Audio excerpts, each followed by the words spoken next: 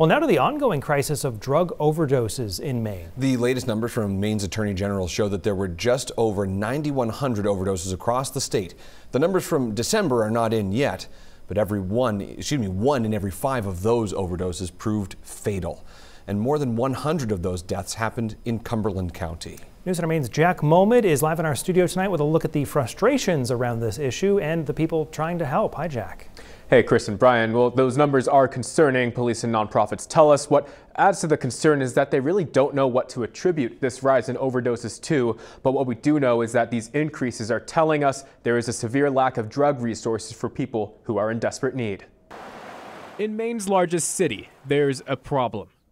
I worked with somebody this morning who was ready for detox, wanted to go in. There were no beds available. Substance abuse liaison for Portland Police Department, Bill Burns, wishes he could do more, but says there just aren't enough beds available for people to wean off drugs safely. So these are people who know they have a problem, who are seeking assistance, who can't find it in the state's largest city, and that has to change. It's frustrating for the families and the people who are dealing with this on a day-to-day basis. Frustration as the overall numbers for Portland's overdoses are showing an increase. 527 overdoses in the city for all of 2023 compared to 518 the year prior. The end of this past year shows a striking increase with a 62% jump in overdoses from November to December of 2023. Burns says more overdoses happen during the holidays. When so many people in the community are celebrating family and togetherness and closeness, there are a lot of people who are excluded from that, and they need, they're using substances and they're using opiates to kind of ease the pain.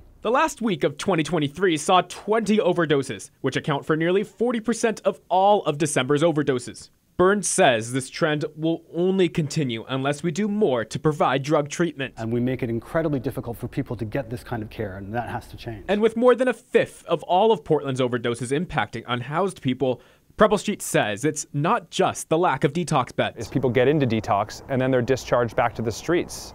There needs to be more of a continuum of care in which people move up through a continuum. And with the recent sweeps of encampments, Henry Myers says it's harder to track where homeless people go. Harder to track some of the drug use that's happening. Many have reported going deeper into the woods, which is really scary considering the sort of increase in overdoses right now. But that's the world we're living in, and we're going to keep trying to work with these folks. Now, there are some silver linings in this crisis that's happening in Portland. The number of deaths from overdoses decreased slightly from 2022 to 2023, and we're about to get 16 more detox beds as the nonprofit Milestone is set to expand its shelter this spring. Chris? All right, Jack Molmud, thank you so much.